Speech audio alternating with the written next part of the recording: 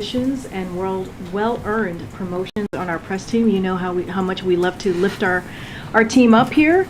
So Andrew Bates will be taking on additional responsibilities, adding the role of Senior Communications Advisor for Strategic Response to his portfolio. Andrew has been a tireless and talented spokesperson on our team, and in his expanded role, he will have an increased focus on rapid response. Emily Simons has been promoted, as you all know, to Deputy Press Secretary. Emily has been a star leading our econ war room work and has grown into a strong leader and mentor on the press team.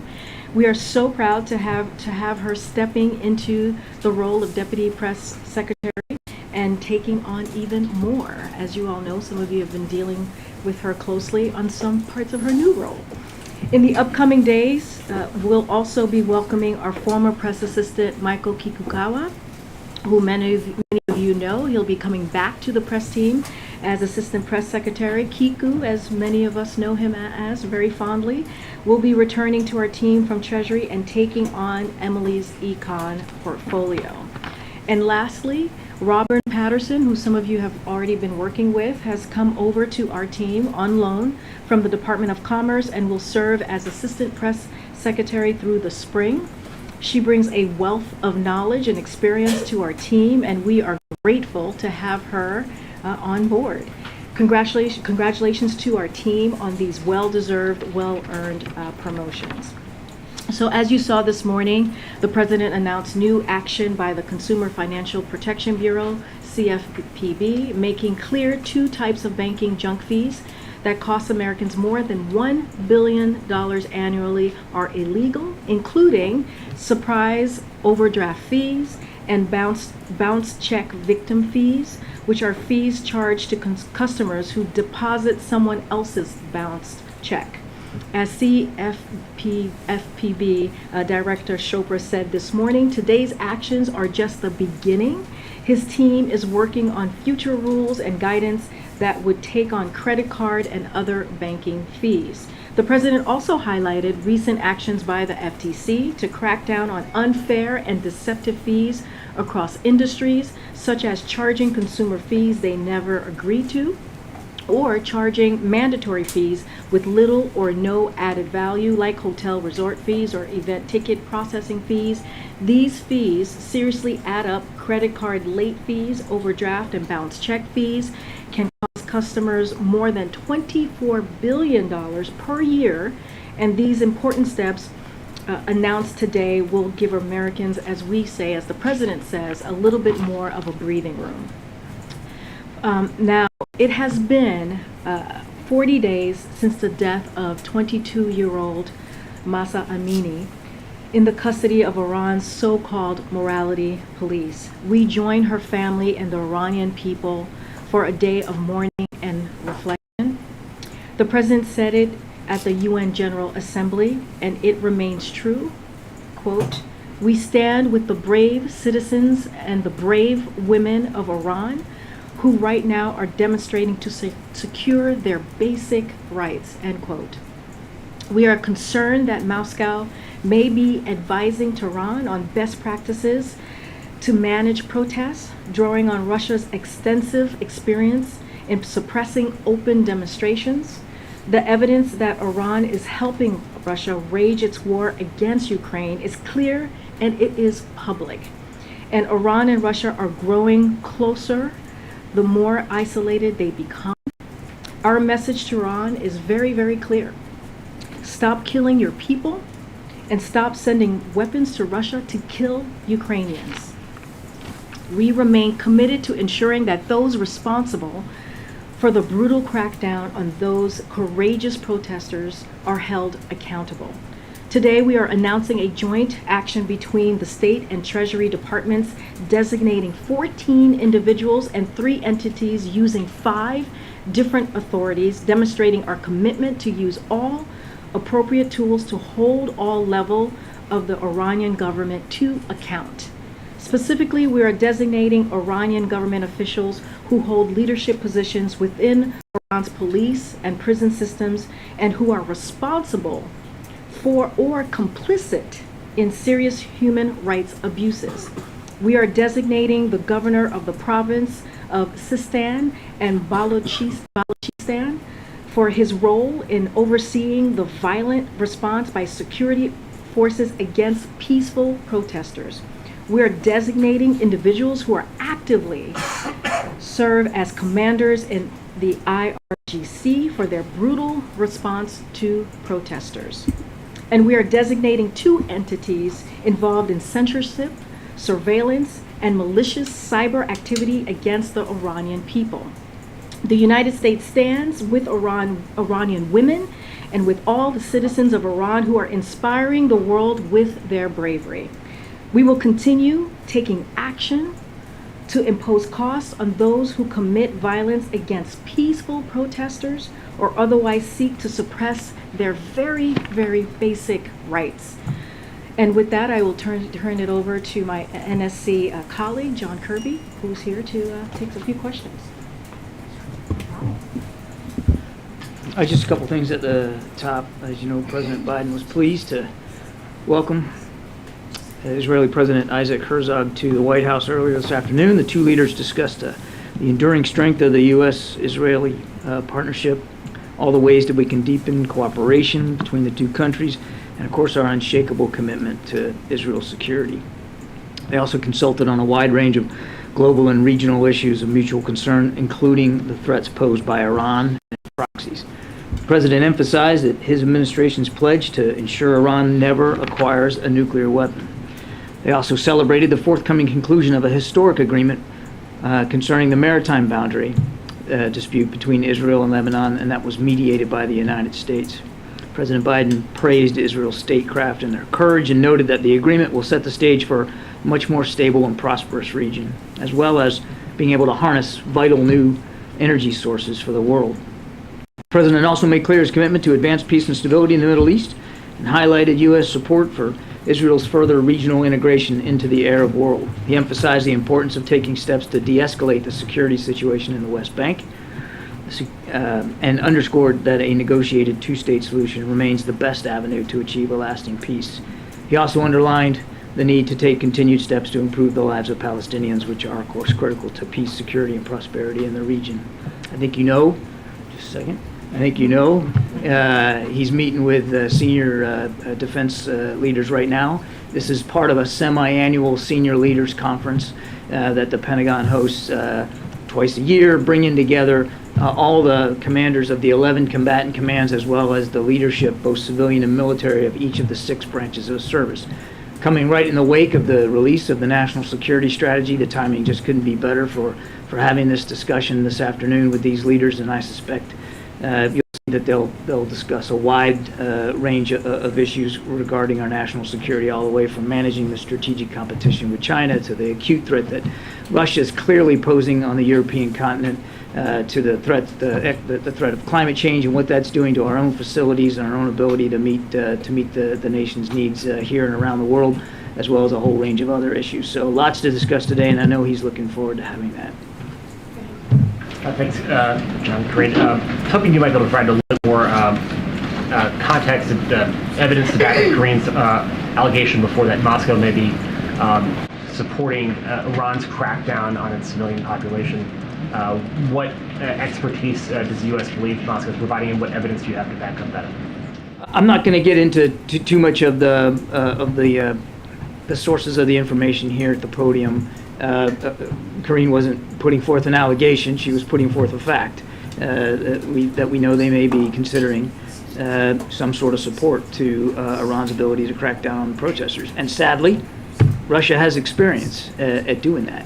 So we'll see. We'll watch where this goes. But it's just yet another example of Russia and Iran now working together to violate not only the human rights and civil rights of people in Iran, but of course put in further danger the lives of Ukrainians. But has that support begun, or is it just Moscow considering that? Well, what I would say is we see signs that they may be considering the ability to help train Iranians on cracking down on protesters. But it has not begun already. I don't want to go too much into more detail. I would just say we've seen signs that they may be considering lending that kind of support to Iran. But that's just an important point of clarification, because the transcript, I believe, we are concerned that Moscow may be advising Iran. So these are two different things. You're Maybe considering, advising. maybe advising, already Maybe happening, advising. considering advising. Right, maybe advising. Yeah. Thank you. And then on Brittany Griner, I'm assuming you saw the comment from Peskov this morning in which he said all contacts to the source should be held in quiet. Is this a signal of some kind? Are you interpreting this as a signal of some kind that they're open to increased dialogue, further dialogue, or has there been any more dialogue since the verdict, since yesterday's decision court ruling? I don't have anything since yesterday's court ruling for her appeal to talk about, but I would tell you that the conversations with the Russians, they continue. They haven't stopped, and so that channel's still open, and we're still trying to use it to bring her and Mr. Whalen home.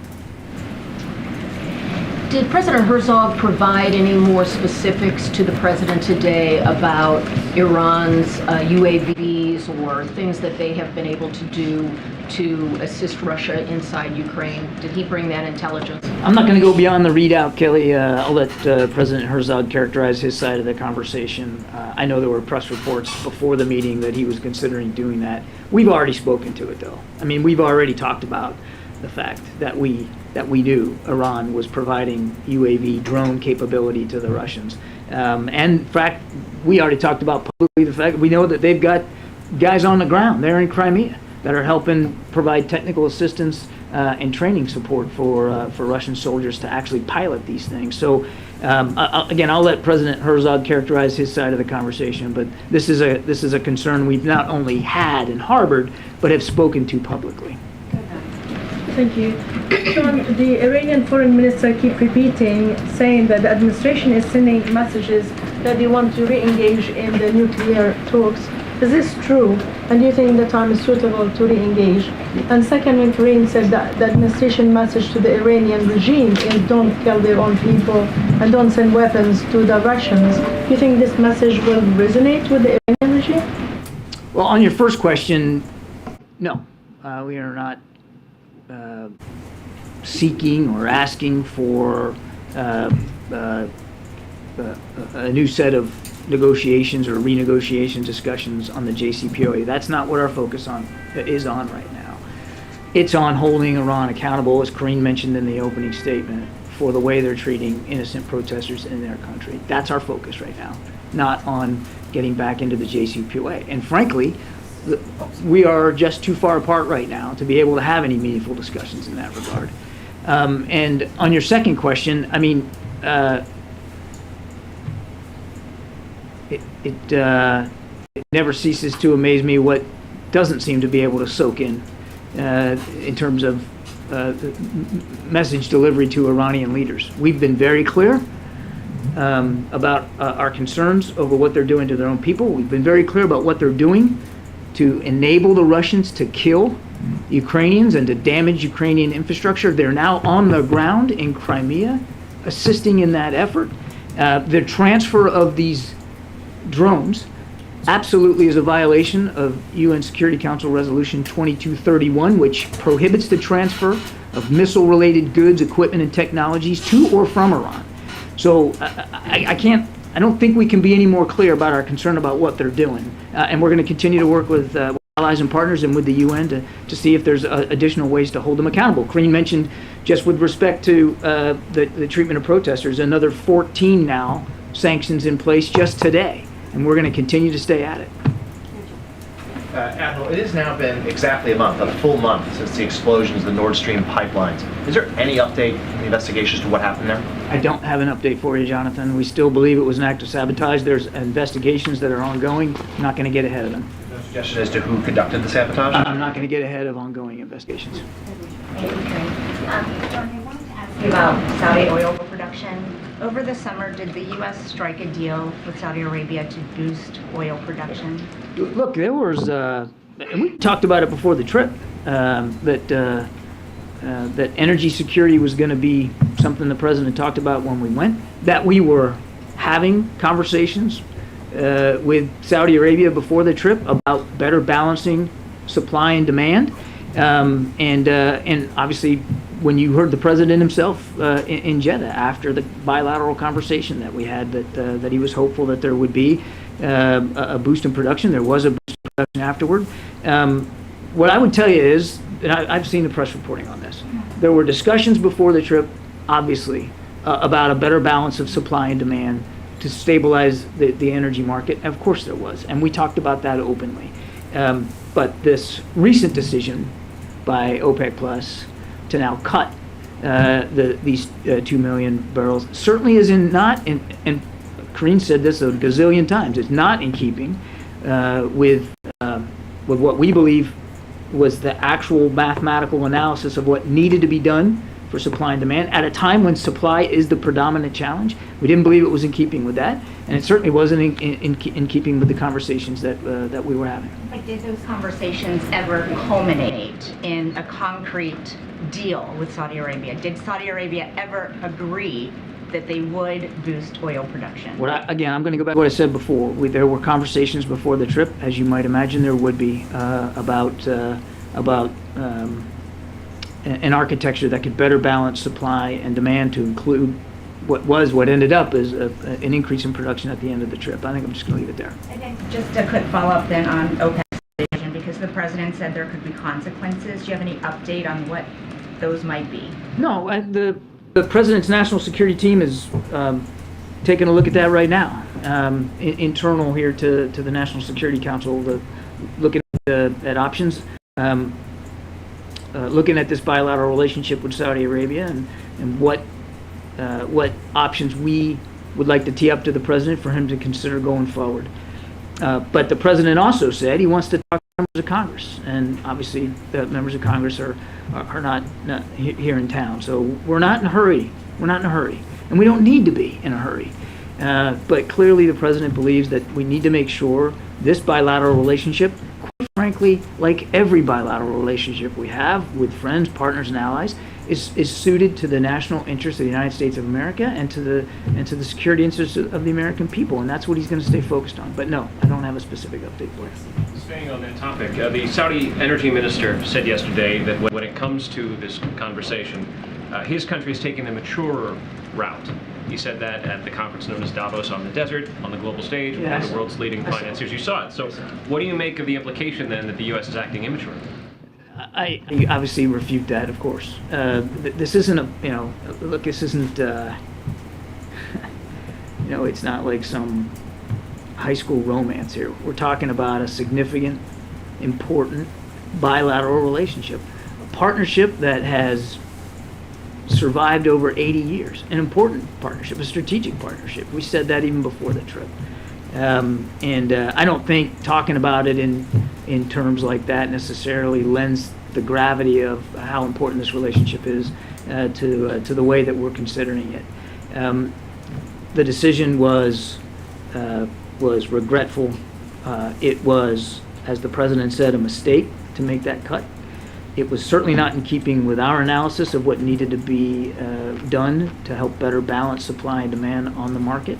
Now, look, we have not seen the decision itself result in an increase in oil prices. In fact, oil prices continue to come down. They're down like 30% right now from June. And of course, prices at the pump here in the United States are down about $1.20 since about that same time frame. So we haven't seen a radical effect here on prices, but that doesn't mean that we're all of a sudden happy about the decision. At a time, as I mentioned before, when supply on the market is the predominant challenge, we felt that this was short-sighted. And again, we're gonna obviously take a look at the relationship going forward, and I can assure you that whatever this relationship looks like at the end of that process, it's going to be how we get there is going to be done in a very deliberate, measured way, keeping in mind our national security interest and those of the American people, the American troops and the American citizens that live over there, 70,000 of them in Saudi Arabia, as well as the strategic partnership that we have had for 8 decades with Saudi Arabia. All that will be factored in. If I can ask a question on a completely separate matter. On word yesterday from the president that the U.S. has been in constant contact with Russia, the parents of Austin Tice, the reporter who's been missing for 10 years in Syria, reached out to CBS News. They asked this question, which I'll pose to you. Why has Jake Sullivan not followed the president's directive of May 2nd to get a meeting with the Syrians? I'm not going to get into Jake's individual schedule. What I will tell you, first of all, obviously, our thoughts and prayers continue to go out to the Tice family, and obviously we want to see Austin home. No doubt about that. And we continue to work this very, very hard. I don't have anything on Jake's schedule to talk about, but I can assure you that the national security team is still focused on this. We believe live, John? We're still focused on Mr. Tice. John, the Saudis took a veiled shot at the administration for selling the country's emergency oil reserves and said that that decision may become a painful one in the next few months. Is there any indication that they plan to further cut production? I'd have to refer you to them, Jackie. I don't have insight into what their future decisions will or won't be. What we did propose that they not make a decision right now and wait until the next scheduled meeting, which was very early next month. So we'll see what they end up doing at this next meeting. Do you feel that the administration has sufficient insight into what foreign governments are going to do, given the reporting that the U.S. thought that there was a deal to boost production through the end of the year, that the decision from the Saudis and OPEC Plus came as a surprise and caused a bit of a meltdown in the West Wing, and your answer just now saying that don't have insight into what they might be doing. Is that at all a failure of our diplomacy or foreign policy? No, I mean, there's a lot there. First of all, we didn't have a meltdown. Secondly, while we can't predict perfectly what OPEC Plus is going to decide to do, we're not part of that cartel. It's not like we don't have ongoing discussions with the Saudis and with other members of OPEC. We do, and we try to get the best information we can. Obviously, they have to make the decisions that they're going to make. So we'll see where they go on this next meeting. What I can speak to is President Biden's priorities, and that's making sure that we continue to keep the price going down and to reduce the pain at the pump for the American people, and to try to do what we can in a measured, deliberate way to help better balance supply and demand inside the global market. And it is a global market, and I think that sometimes gets forgotten. What are we doing to increase the supply of diesel, given that the Energy Information Administration said as of October 14th, the U.S. only had about a 25-day supply? You have the Northeast and New York already rationing home heating oil. What are we doing to prepare for the winter and to ramp up supply of diesel?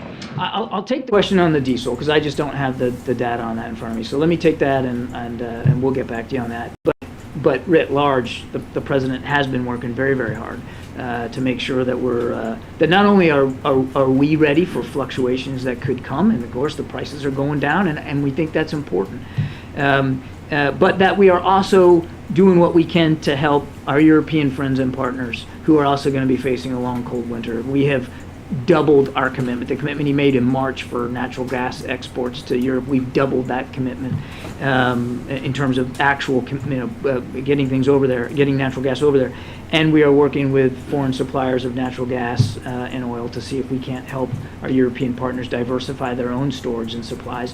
Many of them are, in fact, building up their storage capability here for the winter. Some are farther along than others, and we're working closely with them bilaterally and multilaterally to see what we can do to help that. But I will owe you a question on the diesel. Hey, Don. On the dirty bomb allegations that Moscow is making, I'm wondering if you can walk us through some of the potential scenarios that the U.S. sees here. As it relates to Russia potentially planning or executing a false flag operation, do you anticipate that they will use the mere threat of a dirty bomb by Ukraine as an excuse to retaliate with a tactical nuclear weapon? Or do you anticipate that they would actually deploy a dirty bomb themselves, blame Ukraine, and then use a tactical nuclear weapon? How does the U.S. see it? Let me start the question at what I would normally do at the back end, and that's to say that we haven't seen any indications that the Russians are making preparations for the use of a dirty bomb, or quite frankly, the use of tactical nuclear weapons. I think that's important to get right out front.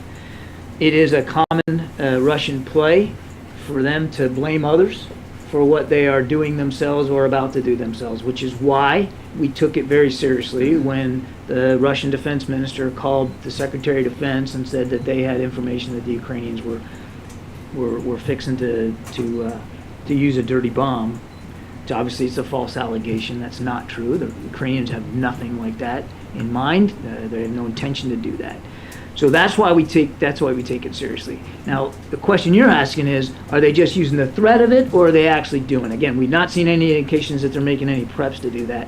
I wish I could get inside the Russian mindset here and tell you exactly what they're thinking with respect to why they put this out there. I can't do that. All I can do is tell you we took it seriously. We've spoken about it publicly. We're monitoring it as best we can, and we're going to make sure that we can continue to do what we have to do to help Ukraine defend itself. So are you preparing for both of those scenarios? We are making sure that Ukraine can defend itself against a range of threats that the Russians are posing inside Ukraine, and I think I'm going to leave it there. And lastly, you've made clear that Russia using a tactical nuclear weapon would be crossing a very significant line. Do you view the use of a dirty bomb as crossing that same line? The use of a dirty bomb would cause significant casualties depending on the size of it, and certainly follow-on casualties as well from radiation exposure. I'm not going to classify it one way or the other, except to say that it would be yet another example of Russia's brutality on the Ukrainian people. Another level of atrocity. If they were to do it, that would have to be dealt with and properly, and they would have to be properly held accountable for it. Chairman, then we'll go to that. Does the White House agree with President Zelensky's comments this week that Israel needs to step up its support for Ukraine and specifically to provide air defenses? That's for the Israelis to decide. There's more than 50 some odd nations that are providing some measure of assistance to Ukraine, most of it in the security realm, weapons, non-lethal, money. That Secretary Austin holds the Ukraine contact group meeting now. I think he's had 6 or 7 of them. And here's the thing about it. Every nation that comes to that meeting, they do it on their own terms. And they decide for themselves what they're willing to provide to Ukraine. So not long ago, we were all talking about Germany because there were issues about what Germany was doing or not doing, and Germany has evolved its own contributions over time. We have evolved our contributions over time.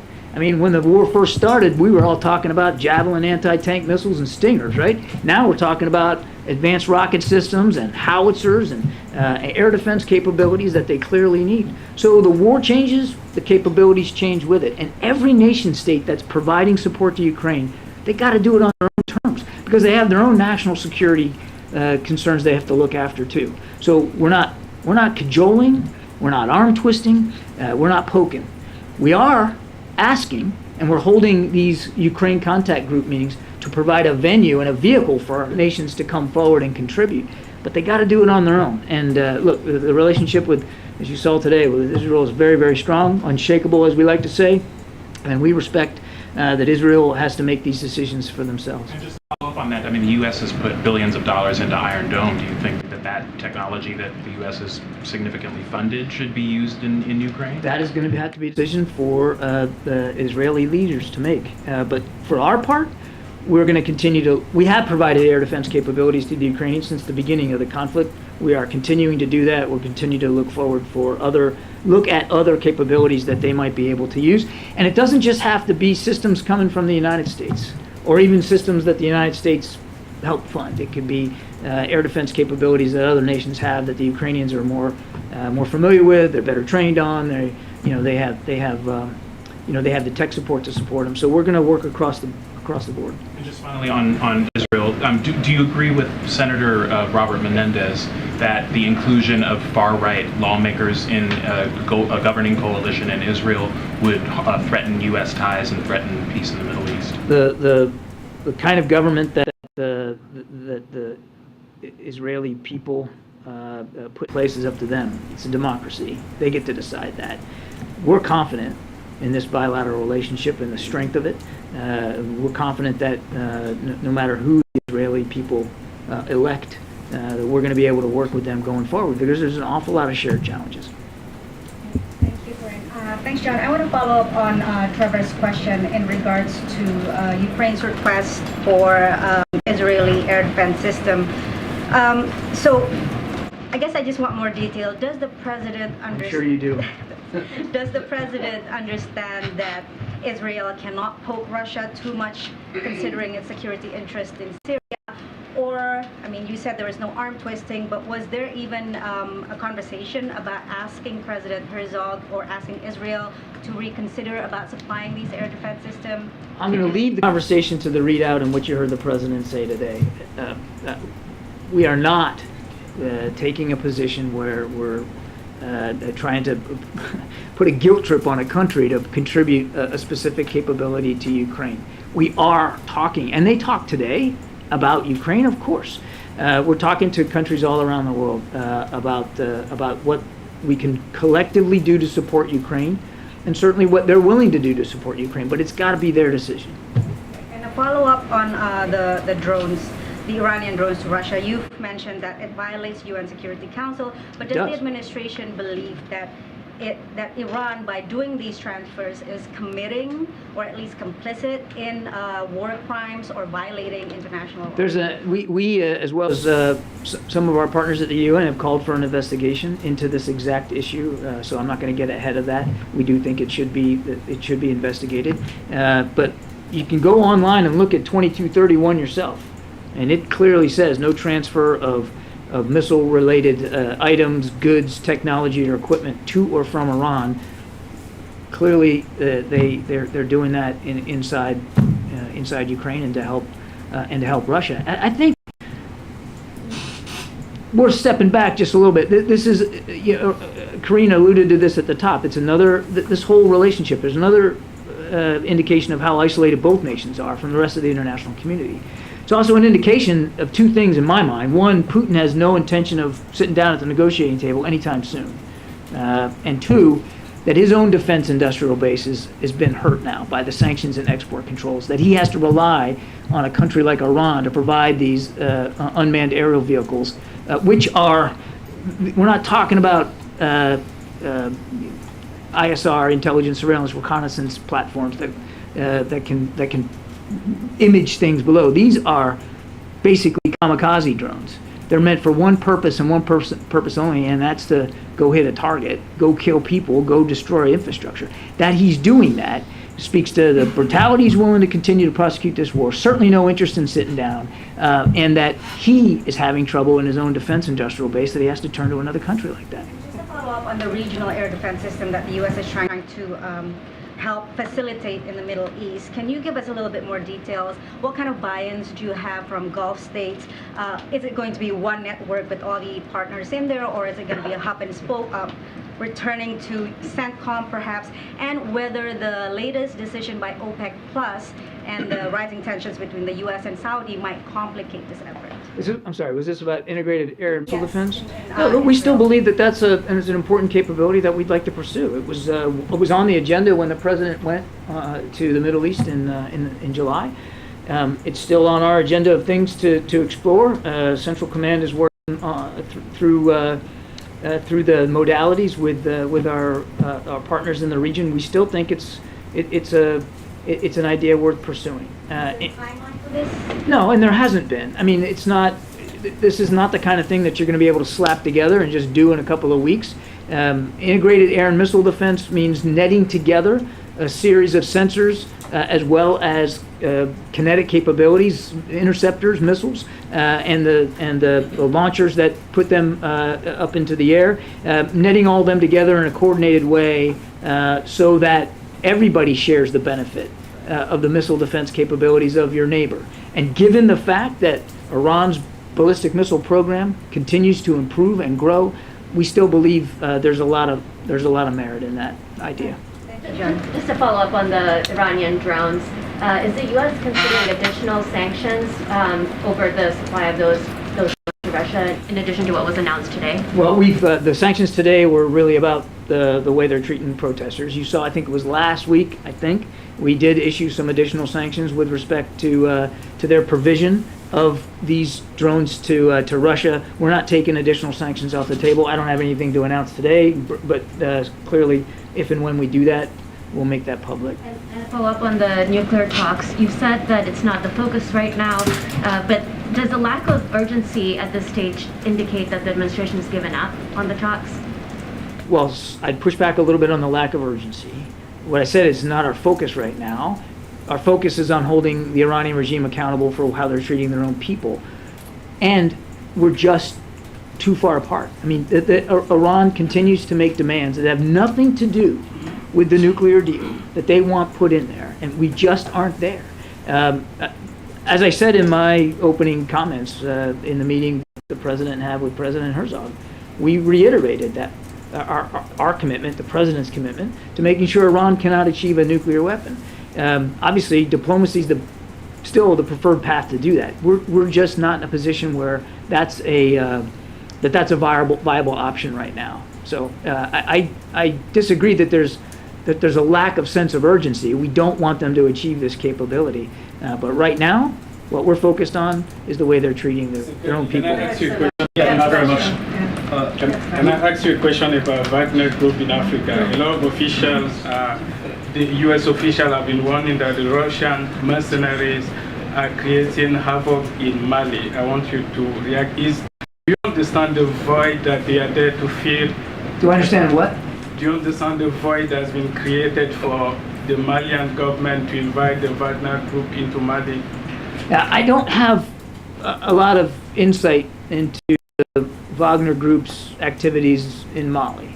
So I can take the question for you, and we can see if we can get you an answer. I just don't have the insight on that issue.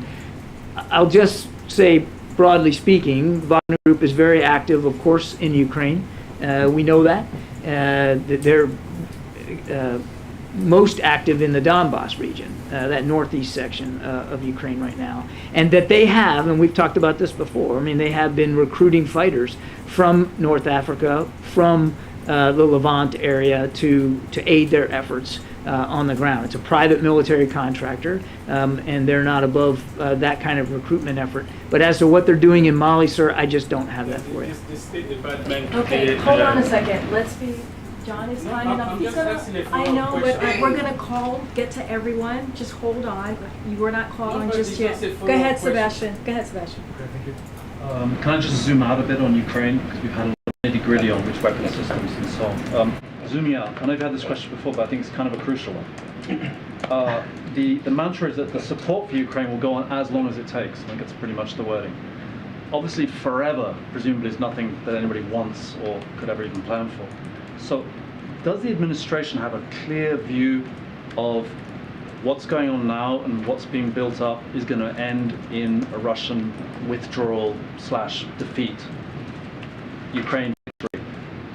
If not, what is the, as long as it takes, where does it go? If you're asking if we can predict the end of this war, what it's going to look like and when, the answer, of course, is no. All I can really tell you is what we see now. Okay, neither side is in a position to sit down and negotiate. I just went through the whole litany of why Putin is clearly continuing to prosecute this war in a brutal, violent way. President Zelensky has said himself that they're focused on their counteroffensive operations. They are not in a position where they want to negotiate. Our job, our role here is to make sure that we continue to support Ukraine in the field so that if and when it comes to the table, President Zelensky is also able to succeed in his negotiations. He gets to determine, he gets to determine when that is. He gets to determine what success looks like. And he gets to determine what he is not willing to negotiate with the Russians. But we're just not there yet.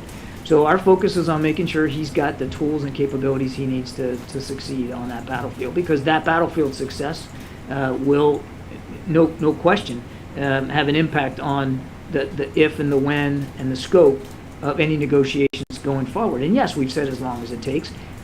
Quite frankly, we'd like for as long as it takes to be 420 today, right? It would be great if it ended now, but it ain't. And until it does, we've got to make sure that we're postured to help Ukraine. Just to sort of follow up on kind of the conversations you've been having about Russia and Iran, is the assessment then that that relationship has grown closer since the invasion of Ukraine?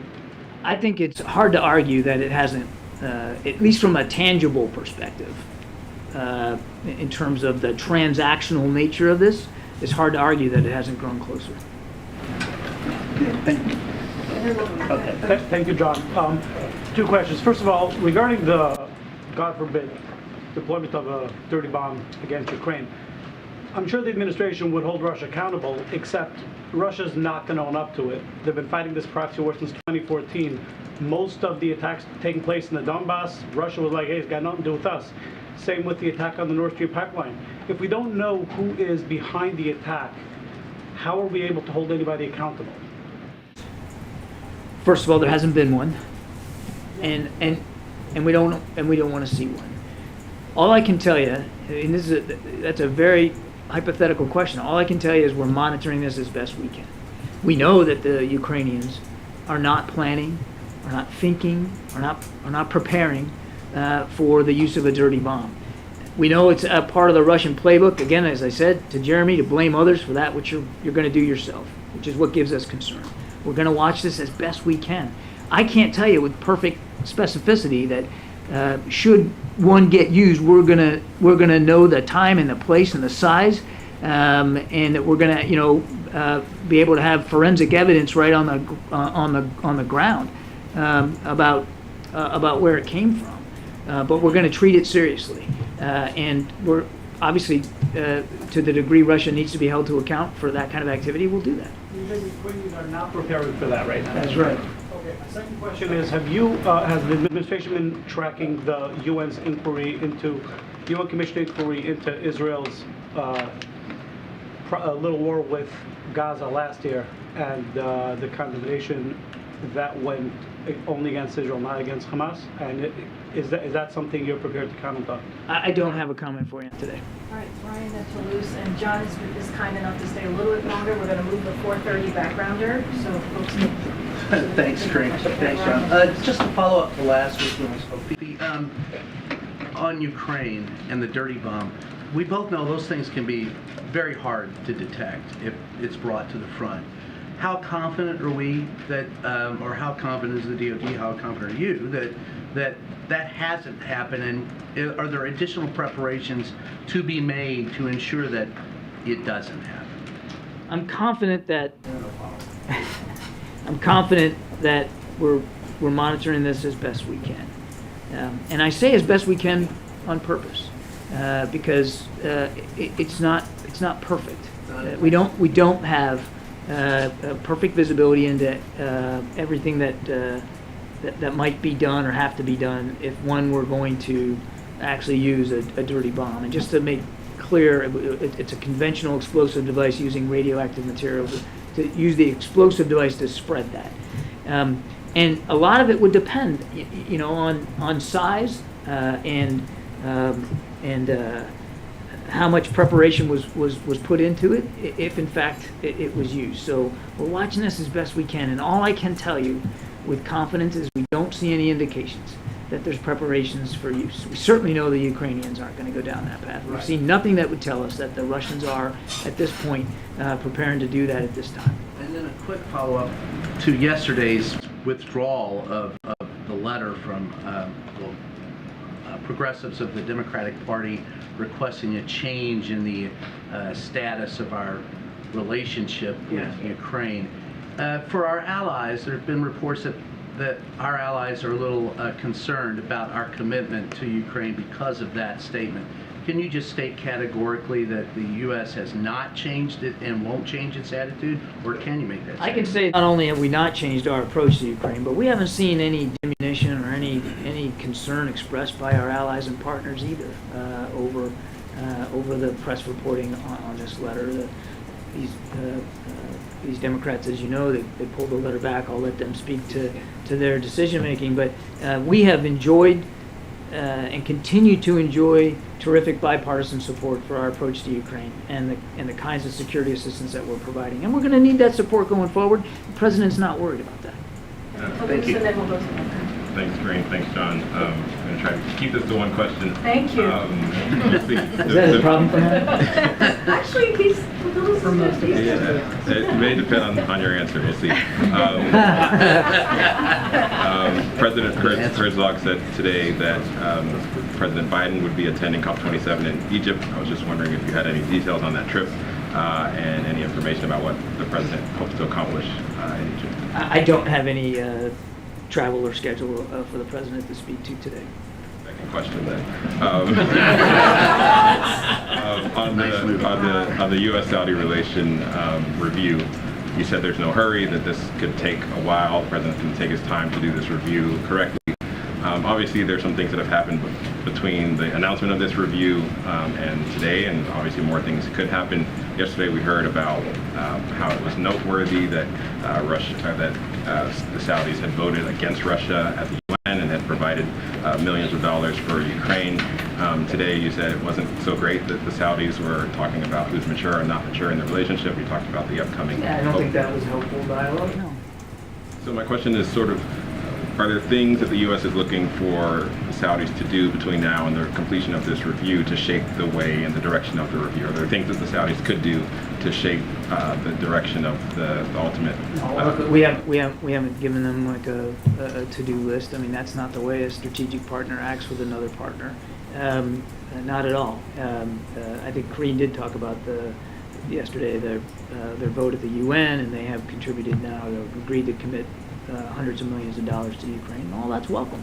As I said to the question I got on Israel, these are national decisions and sovereign decisions, and we respect them all. And we certainly respect the ones that the Saudis have taken recently. But no, we're not. It's not like we have a laundry list of things that they have to do or that we're asking them to do. I want to go back to what I said before, at the risk of sounding redundant. It is a strategic partnership, and it has been for 80 years. Nobody's talking about rupturing it. It's an important partnership that bears fruit in the region on many different levels: counterterrorism, climate change. I mean, there's a lot there.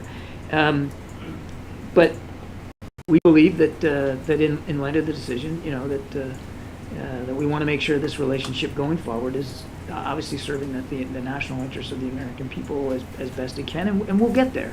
And as I said earlier, it's not going to be rushed. It's not going to be done in a careless way. We'll look at this very, very deliberately over time, and in consultation with members of Congress. But no, there's not a list. Thank you, Karine. So I've got a question about Saudi Arabia and a question about China. On Saudi Arabia, U.S. citizen Saad al-Mahdi, who's in prison for a series of tweets he sent, his son told me that President Biden, quote, sold my father for oil by prioritizing gas prices over his release.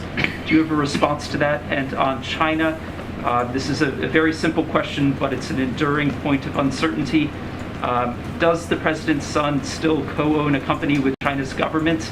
And if not, can you provide some basic transparency about who bought that stake and for how much money? I don't have anything for you on your second question. Let me address your first. First of all,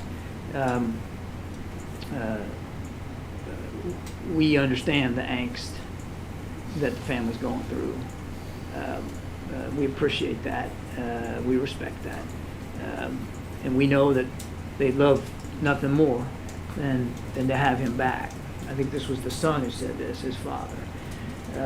We know and again, respect the the pain and the anguish that they're going through. And we never lose sight of the pain that families are feeling here back home, or the trials and tribulations of people that are wrongfully detained elsewhere around the world. Is something we're constantly focusing on. So I would just say to that family, again, we respect and understand and sympathize with the anguish. We continue to work on these cases all around the world as much as we can. I don't have I would refer you to the State Department for the characterization of this particular case. But it's not just wrongfully detained Americans. We are concerned about all Americans that that are held overseas against their will, whether it's technically wrongfully detained or not. I'm not going to get into this specific case. I would just say to the quote that you read from this individual, we appreciate, respect the anguish that the family's going through. It's never far from our minds, and we work as hard as we can to get these cases resolved. Publicly mentioning this, he of course did not mention it publicly when he went to Saudi Arabia in July. I don't. I mean, he did bring up issues of human rights. It was like the first thing that he brought up in the bilateral discussion. I won't get beyond that in terms of talking about specific cases, but I don't have any additional official statements by the president to announce or speak to right now. Thank you, Karine. Which one? The young man next to you. Thank you. President Biden just met with the Israeli president. I have a question on the killing of Al Jazeera journalist Shireen Abu Akleh. The U.S. Security Coordinator's report was not an investigation. It was based on the Israeli investigation, the PA's investigation. There was a ballistics analysis done that was inconclusive. None of the key eyewitnesses have even been interviewed. Why has the U.S. not conducted an independent investigation into the killing of an American citizen? We've said from the very beginning that we wanted her death fully, completely, transparently investigated, and you saw that the Israeli government came out and acknowledged that she was killed from a shot fired from an Israeli Defense Force position. In the investigation, it wasn't a specific targeting of a journalist. So we also, have been in touch with the Palestinians about this as well. But we said from the very beginning that we wanted it fully, transparently investigated. We recognize that the Israelis did conduct a thorough investigation, and they made it public. You characterize it as a thorough investigation when no key eyewitnesses have been interviewed, and there's clear video evidence that contradicts the central claim in the killing of a U.S. citizen. Well, again, we continue to mourn with the family, and this obviously should not have happened. But I'm not going to speak any more about the investigation that's been completed. Last question. Thanks, Karine. Thanks, John. So on the review, the Saudi relationship review, it partly is because we were told that it helps Russia, the production cut helps Russia. Why is the same result, or why is the same review not happening with China, which has helped buy more Russian oil, 50% more, and helping prop up the Russian economy? We have been very public about our concerns over people purchasing Russian oil, and we've called the Chinese out for this as a major consumer of Russian oil because it does help keep the price higher than what we want. What we've done to counteract that, I mean, you're talking about a specific tactical decision by OPEC Plus to make a cut, which we had analysis that showed that wasn't the best thing to do for the market at that time, and that we did believe benefited Russia. We have been no less transparent or candid about talking about our concerns over Chinese purchases of Russian oil on the market, which also helps keep that price up. Which is why we are working with our European partners to try to get a price cap in place for the Russian oil on the market, so that Mr. Putin can't profiteer off it anymore. Is there a review of the relationship between U.S. and China? I don't have an announcement of a review of the relationship. These are literally apples to oranges you're asking us to compare here. we have, I mean, take a look at the national security strategy, which we just released a couple of weeks ago. It makes it pretty clear how we feel about the bilateral relationship with China.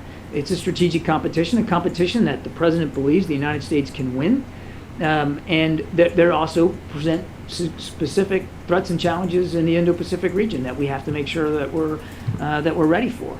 And we're not bashful about talking about this very complex relationship with China. There are things that we believe we can and should cooperate with them on. Climate change is a good one, and they're the ones that pulled back the bilateral discussions that we were having at a working level on climate. They're the ones that pulled back on some of the military bilateral working level conferences and forums that we had. So there's tension in this relationship. We believe we can manage that tension. We believe we can succeed in this strategic competition. And again, I would point you to the national security strategy, which I think lays it out perfectly clear, how we look at this bilateral relationship and, with or without a review, how we're going to manage that relationship going forward. Thanks, everybody. Appreciate it. All right, thanks, John, for your time. Appreciate you.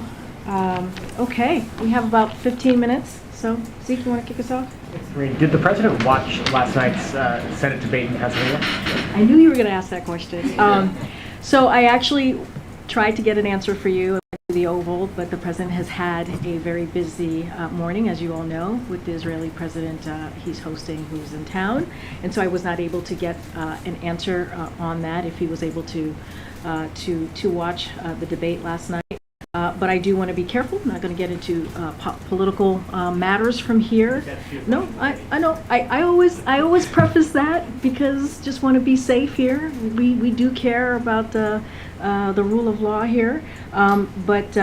So just want to say that. But I will say this. You know, the president looks forward to working with the lieutenant governor when he is in the Senate, and so we to continue to lower costs, to continue to deliver for the middle class family.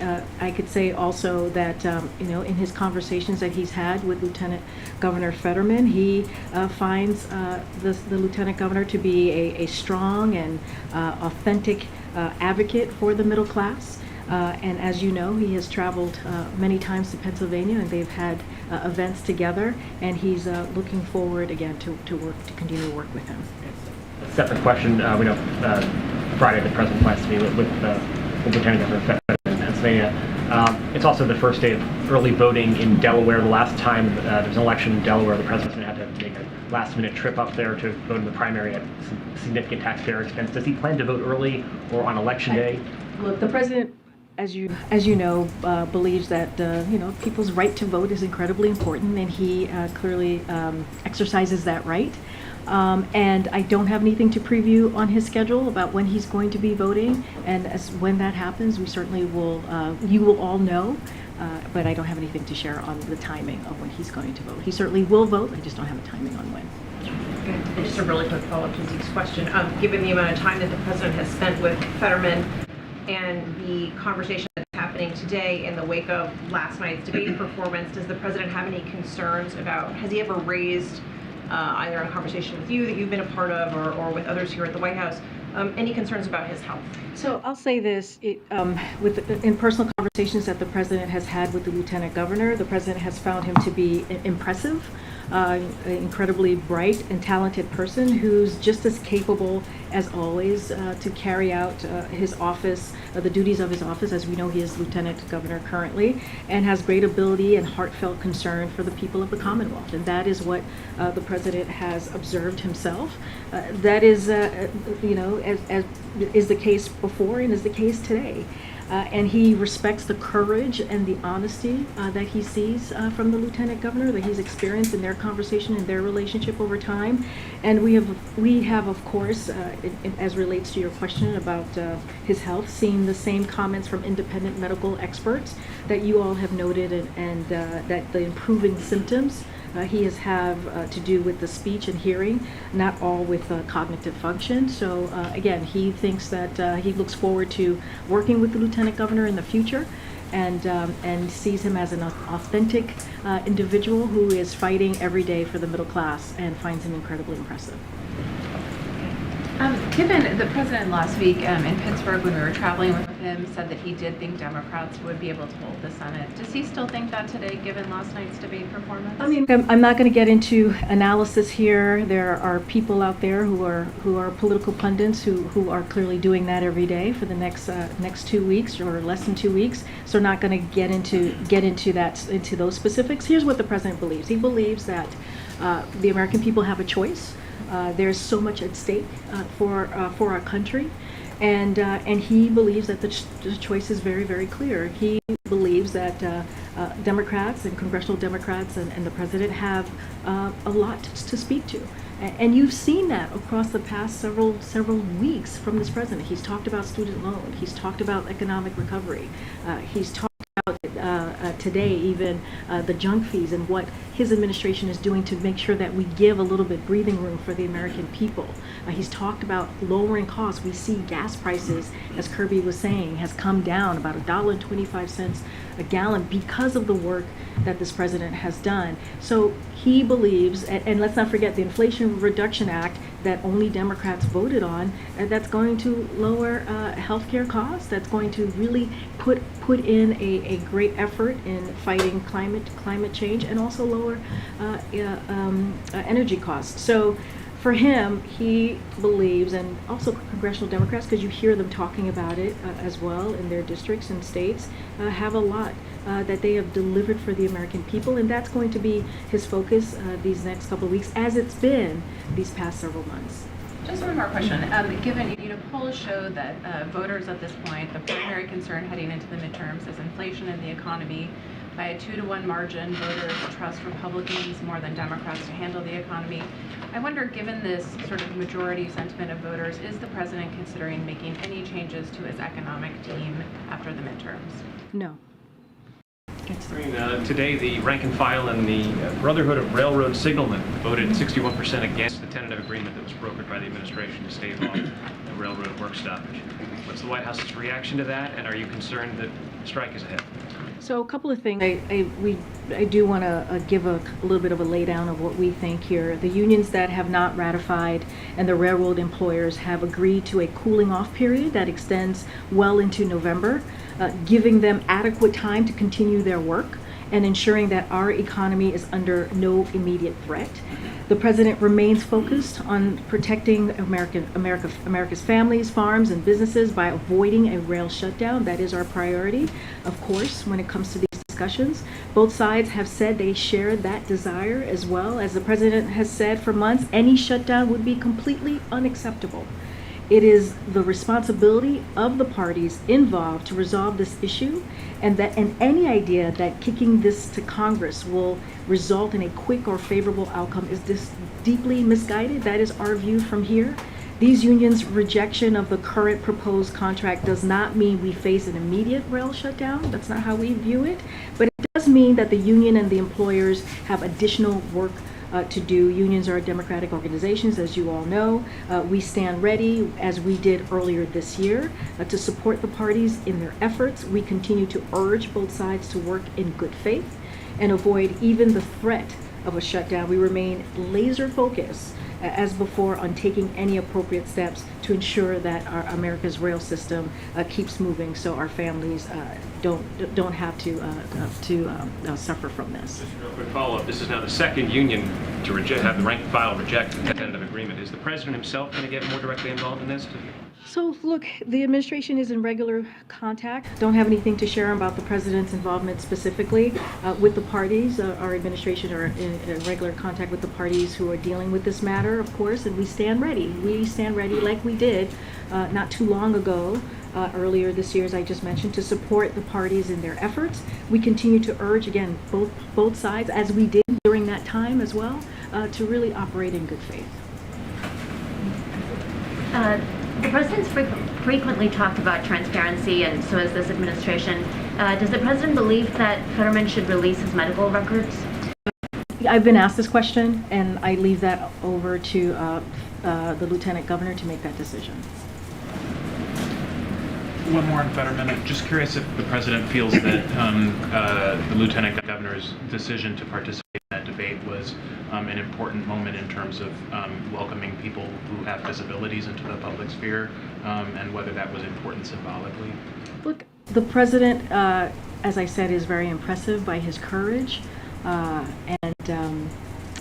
that he sees from the lieutenant governor. I'm not going to get into any analysis of if he should have or should have not, but clearly, when you are in those positions, when you are a lieutenant governor, you are also a leader, and on many levels. And so again, we are impressed by his courage. We are impressed by what he's been able to accomplish these past several months, and the president will continue to work with him down the road. Great. I wanted to ask you about Leader McCarthy's comments that a Republican majority would not write a blank check as it relates to Ukraine aid. My colleagues are reporting that McCarthy has been reassuring Republican lawmakers that his comments about Ukraine aid, that he wasn't planning to abandon Ukraine aid, and that he was simply calling for more oversight of federal dollars. I'm wondering if the administration accepts that interpretation, or if you have any comment on it, and also whether McCarthy or his office have reached out, or if you've had any conversation with them about the future of Ukraine aid. So I'm just going to repeat what the president said when he was asked this question, because I think he touched to the question that you're asking me. He said he understands why people have concerns. The cost to support Ukraine is great, but also we have to understand that because of our support for Ukraine, it is a lot bigger than just Ukraine, right? We're talking about a democracy. We're talking about Ukrainians who are fighting for their freedom. We're talking about an unprovoked war that was started by President Putin, and we all understand that. Our partners, our allies understand that, and congressional members understand that too. Because remember, the support that we have seen has indeed been bipartisan. And just to continue what the president had said, he said it's about supporting NATO and all of Europe. It's about making sure that Putin is not able to succeed through his brutal actions. And our support for Ukraine will remain strong until the end of this war. So we are committed to supporting Ukraine during this time, and that we are impressed by their bravery, and we're going to do everything that we can to continue to give them that assistance. Just given the significant possibility that Republicans will retake a majority in the House, have there not been any conversations between the White House and Leader McCarthy's office about the future of Ukraine aid in the wake of those comments? So I'll say this, I don't want to get too much into hypotheticals from here, but I'll say that we have kept that line of communication open throughout these past several months with congressional members. Remember, this is a bipartisan effort, and we appreciate the bipartisan effort, and that's what we will continue to work towards. Go ahead, Kelly. Was the White House in any way surprised by the performance of the Lieutenant Governor in the debate? I know that people here, including not just the president, but others have been in touch with him. But was there any surprise in terms of how he performed, given the auditory processing, given the high profile of the evening and that sort of thing? Was it a surprise to the White House at all? So look, it's a busy day. As you know, you guys have been watching the president. He gave a speech on junk fees, which is going to be incredibly important to the American people, saving American people $24 billion. So that was something that he was certainly focused on. The Israeli president is here, who he's hosting, as you all know. So it's not a conversation that we are currently having here internally. But I will remind you that the president was just with Lieutenant Governor just last week, I think a week from today, when we were in Pittsburgh and talked about the bipartisan infrastructure legislation, how it was able to really help to rebuild the Fern Hollow Bridge. As we remember, back in January, fell, really just collapsed, and thank goodness no one was severely hurt. And because of the work that this president has done, we're able to rebuild that bridge in a year's time. And so, or just under a year to be exact. So that's kind of our focus. Our focus is how we're going to continue to do the work that we have been doing for the past several months. Again, the president, in his personal conversations with Lieutenant Governor, he finds him to be an authentic, really brave individual. Do you have any additional captioning service or anything like that to help facilitate that conversation? Well, with you the guys, president? you guys saw him. I think some of your colleagues were there when we went to Philadelphia to the fundraiser, and so your colleagues were there, and so they could speak to that themselves. And so, I'm not gonna get into what he shouldn't do, not do medical. That's not my place to do. That is for the Lieutenant Governor to answer on his own for himself. But again, the president looks forward to working with him down the road. On student loans, I was wondering, is the White House making any preparations for the possibility that the Court of Appeals could block President Biden's student loan debt forgiveness? So right now, as you know, I've talked about this a few times. When we look at what has occurred with the court, it is a temporary court order, as you all know, and I've talked about this earlier. The Eighth Circuit's temporary order does not prevent borrowers from applying for student debt relief at studentaid.gov, so people should go there, studentaid.gov again, and we encourage eligible borrowers to join the millions of Americans who have already applied. But the order doesn't prevent the Department of Education from reviewing these applications and preparing them for transmission to loan services. It is also important to note that the order does not reverse lower court's dismissal of the case or suggest that the case has merit at all. So it merely prevents debt from being discharged until the court makes a decision. So we will continue to move full speed ahead. We understand how important the president's policy is because again, it's going to give families a little bit of breathing room. And let's not forget, it's going to help 90% of the borrowers that it's going to help are going to be folks who make less than $75,000. So we're going to move full speed ahead in the process, getting prepared. Again, it's a temporary order. Okay. Thanks. I'd like to follow up on something you were asked Monday about presidential press conferences. It's been since January since the president has held a press conference here at the White House. Is this administration at all concerned that the scarcity of press conferences by this president has in any way led to some of the misinformation that has been out in the public? And should we please get him in here? Look, I understand the question. You guys have to ask the question about press conferences, duly noted. And so we, again, appreciate the question. But the president took questions. He literally took questions while he was getting a needle in his arm yesterday in getting the new vaccine. So he certainly takes questions from all of you. And he does it often. I understand of having a more, more.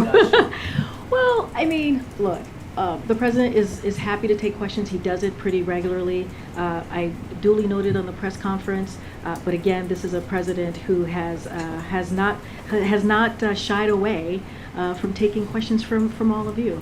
And so I think he'll continue to do that almost every day. He'll continue to make sure that, I'm sure on his own, we'll continue to take your questions. Just let him know we'd love to see him in here someday. Okay, but again, I'm not going to get ahead of him, of where we are with the process. But again, the president takes questions from all of you almost every day. Thanks, Karine. You had just said that there are no plans to adjust the economic team after the midterms.